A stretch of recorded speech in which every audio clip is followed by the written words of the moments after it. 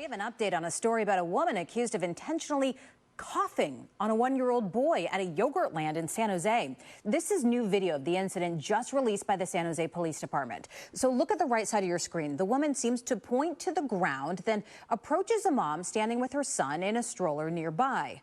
Watch as the woman just pulls down her mask, and then she coughs 2 to 3 times in the baby's direction.